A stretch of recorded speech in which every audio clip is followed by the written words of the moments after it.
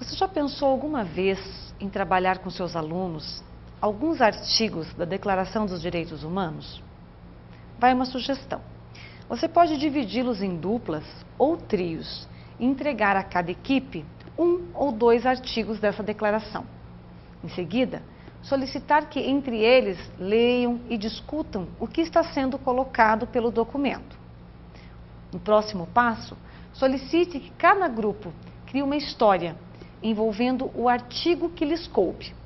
Eles podem até utilizar situações da vida real. Depois, todos os grupos apresentam as histórias elaboradas para a turma, sendo que esta pode ser por meio da história, que deverá descobrir qual o direito foi apresentado naquela história. Se o trabalho ficar interessante, você pode conversar com a direção e solicitar uma autorização para que esses grupos passem em algumas salas apresentando as histórias criadas. Claro que é uma sugestão, mas fica muito interessante. Essa sugestão de atividade é para elucidar que a forma de aprender pode ser diferente da tradicional.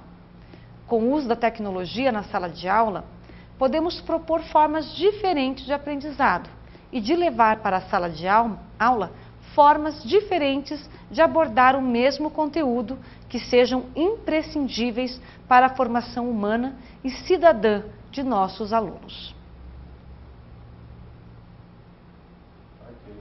Braslavix acena que o mundo está mudando muito rapidamente e que essas mudanças introduzem novos desafios educacionais para o século XXI.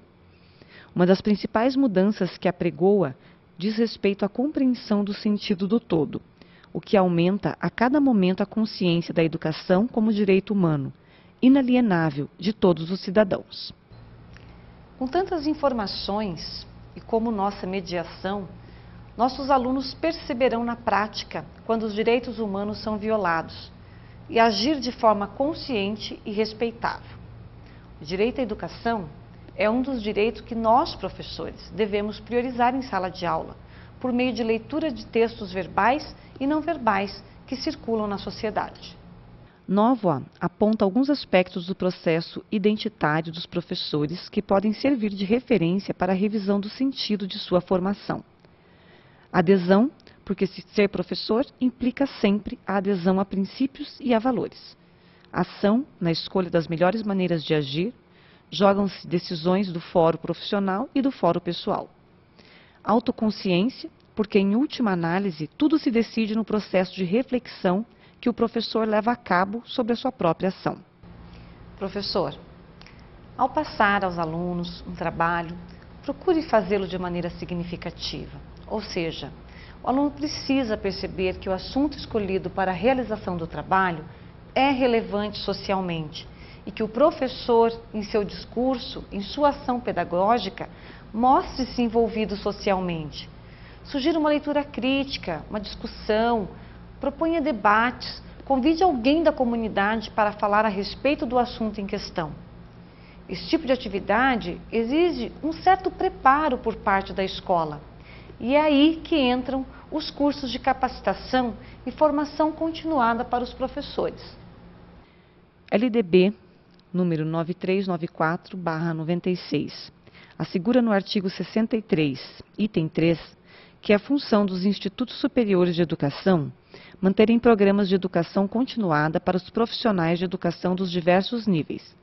Nesta esteira, a Universidade Brasileira tem buscado ampliar o seu raio de ação e, através de seus programas de pós-graduação e extensão, tem favorecido uma maior abertura às discussões sobre as questões étnico-raciais, com vistas a contribuir para a formação continuada dos educadores que atuam na educação básica.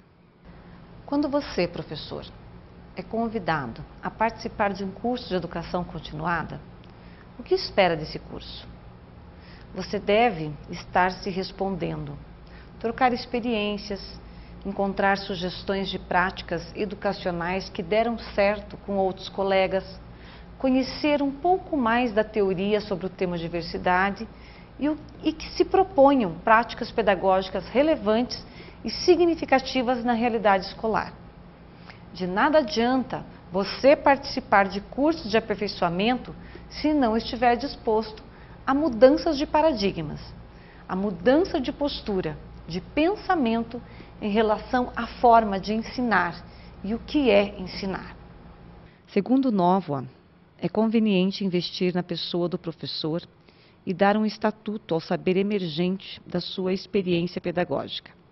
Paradoxalmente, a profissionalização do ensino faz-se à custa desse saber experiencial, podendo adaptar-se à expressão de Giddens e denunciar o sequestro da experiência.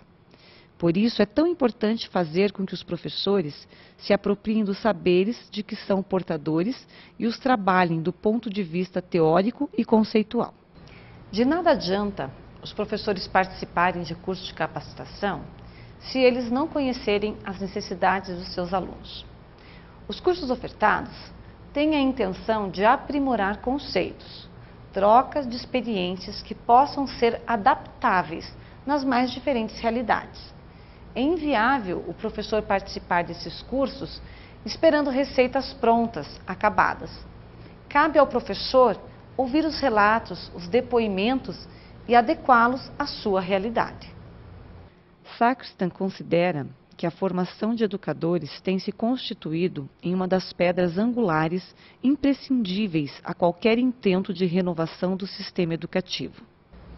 É por isso que a formação continuada deve ser algo relevante, pois será ele, o professor, o responsável em transmitir a uma geração de alunos princípios que norteiam uma sociedade mais justa e igualitária.